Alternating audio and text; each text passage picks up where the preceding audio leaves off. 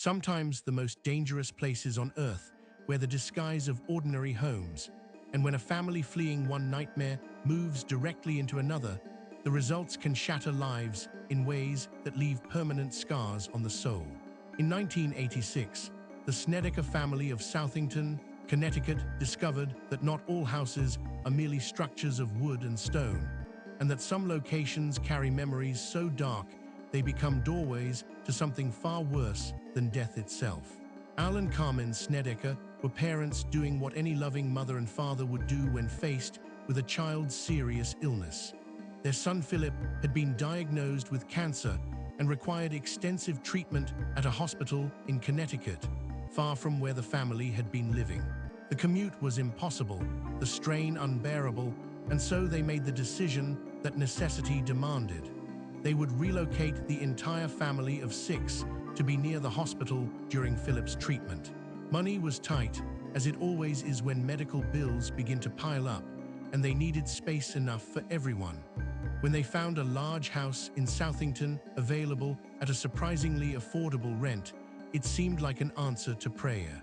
The landlord was vague about the history of the property, dismissive when asked why such a spacious home in decent condition was priced so far below market value. The Snedekers, desperate and grateful, signed the lease without pressing too hard for answers. The truth revealed itself when they began moving furniture into the basement.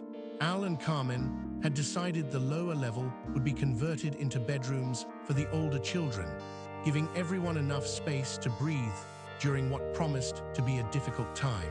As they explored the basement more thoroughly, they found things that stopped them cold. Behind walls and beneath floorboards were the instruments of death itself: embalming pumps, tubes stained with old fluids, tools designed for the preparation of corpses. The house had not always been a home. Before the Snedekers arrived, before anyone thought to convert it into residential space, this building had served as a funeral home. The very basement where their children would lay their heads to sleep each night had been the preparation room where the dead were drained, filled with preservatives, and made ready for viewing. Carmen felt a chill that had nothing to do with the temperature. Al, ever practical, reminded everyone that it was just history, just the past, nothing that could hurt them now. They needed this house. Philip needed them close to the hospital. They would make it work. But the past, as it turned out, was not finished with that house, and the dead have long memories. The activity began within days of the family settling in. Carmen's nephew, a young man who had come to help during this difficult time, took one of the basement bedrooms. His behavior changed almost immediately. He began speaking of visions, describing things he claimed to see moving through the shadows of that lower level. His moods became erratic, swinging from withdrawn silence to bursts of inexplicable anger. The family urged him to see a doctor, worried that the stress of the situation was affecting him. When the diagnosis came back as schizophrenia, everyone accepted it as a medical explanation. No one wanted to consider alternatives that had no place in rational thought. Carmen began experiencing something she could not speak about, something so violating and shameful that she kept it locked inside for months. She felt hands on her body when no one was there, a presence in her bed at night, touching her in ways that left her sick with horror and confusion. These were not dreams.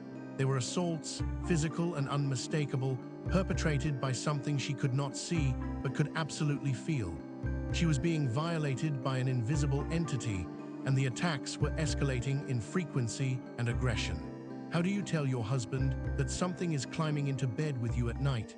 How do you explain sensations that have no rational source? Carmen suffered in silence, terrified that speaking the words aloud would make her sound insane. The older children reported their own experiences. Shadowy figures moved through the house, never quite solid enough to identify, but present enough to be undeniable. The tools they had found embedded in the walls seemed to carry their own energy, a cold and disturbing vibration that made skin crawl when approached. The smell of embalming fluid would drift through rooms with no apparent source, chemical and sickly sweet. But perhaps most disturbing was the change in Al himself. He was a man who had never shown interest in the supernatural, a practical person who dealt with problems through action and reason. Now he was becoming someone else. His personality shifted, growing cold and distant, his behavior increasingly strange. It was as if something was working on him from the inside, rewriting who he was piece by piece. The Snedeker family was being systematically torn apart by forces they did not understand and could not fight. Desperate and frightened, the family reached out to Ed and Lorraine Warren, paranormal investigators whose reputation for handling cases involving demonic activity had spread throughout New England. When the Warrens arrived at the Southington house, Lorraine's reaction was immediate and visceral. She described the location as one of the darkest she had ever encountered, and this was a woman who had walked through Amityville and stood in rooms where murder had been committed. The energy in the former funeral home was not simply residual, not merely the echo of death that any mortuary might carry. This was active, hostile, and layered, with decades of accumulated darkness that had been deliberately twisted into something malevolent. Ed Warren began his investigation by researching the history of the funeral home itself. What he discovered went beyond standard mortuary practices. There were indications that some who had worked in that building had engaged in something far more sinister than preparing bodies for burial. Evidence pointed toward necromantic rituals, practices that used the bodies of the dead for purposes that violated both natural and spiritual law. This had created, in Ed's professional assessment, a location saturated with demonic energy that had been building in potency and malevolence for decades. The Snedeker family had not simply moved into a former funeral home. They had moved into a place that had become a doorway, a thin place where the barrier between the physical world and something much darker had worn dangerously transparent. The demonic infestation was not random in its attacks. It was strategic, calculated, targeting each member of the family at their points of greatest vulnerability. Philip's illness made him weak and fearful. Carmen's isolation and shame over the sexual assaults made her unable to seek help. Al's identity as protector and provider was being stripped away as his own personality fragmented under invisible assault. The nephew's mental deterioration continued despite medical treatment. Lorraine Warren told the family something that confirmed their worst fears. The house wanted to consume them. What lived inside those walls fed on suffering, and it had generations of death energy to draw from. This was not a haunting that would simply fade with time. It would continue to escalate until the family was completely destroyed. Ed Warren was emphatic in his recommendation. The family needed to leave immediately. Nothing was worth staying in that house, not convenience, not money, not even proximity to the hospital. But the Snedekers were trapped by circumstance. Their financial situation was precarious, Philip's treatment was ongoing and required them to remain in the area, and moving again so quickly was nearly impossible. They had nowhere else to go. If they could not leave, Ed and Lorraine told them, then the house itself would have to be cleansed. The Warrens coordinated with Catholic clergy to perform a series of religious interventions. Blessings were conducted, prayers spoken in rooms that seemed to push back against the sacred words. Ultimately, an exorcism of the property itself was performed, documented over multiple visits. Carmen Snedeker later described the process as a long and exhausting battle rather than a single dramatic confrontation. The darkness lifted gradually, unevenly, with setbacks and sudden surges of renewed activity before the final quieting. It was not a clean victory, but a grinding war of attrition against something that did not want to release its hold. Eventually, Philip's cancer went into remission, a piece of good news that felt like the first light after a long and terrible night. The Snedeker family was finally able to leave the Southington house and the horrors it contained. They moved away and tried to rebuild their lives, to put distance between themselves and the memories of what had happened in that basement and those rooms. Al and Carmen later said the experience had changed them permanently, but not in a way that left them broken. Instead, They were changed in a way that left them certain of things most people never have cause to confront.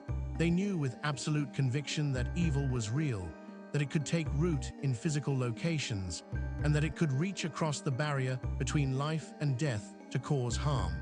The case was documented in the book In a Dark Place, the story of a true haunting, written by Ray Garton in collaboration with Ed and Lorraine Warren and published in 1992.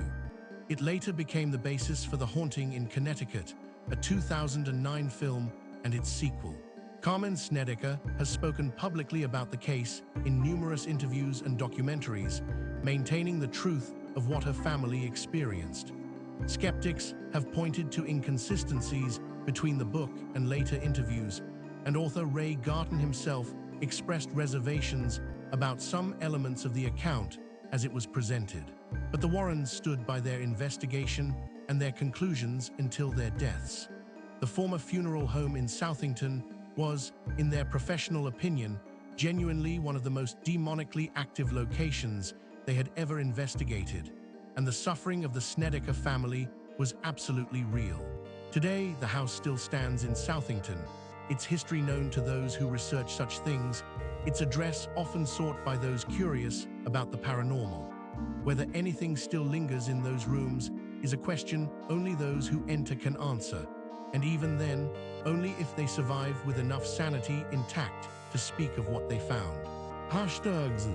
Number Haunting in Connecticut, number Ed and Lorraine Warren, number True Ghost Stories, number Paranormal Investigation, number Demonish Haunting, number Warren Files, number Ghost Stories, number Haunted House, number Real Haunting, number Funeral Home, number Connecticut Paranormal, number True Crime, number Paranormal Documentary, number Vanishing Roads, number Scar Stories.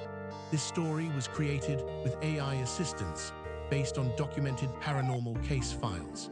All events reference real investigations by Ed and Lorraine Warren.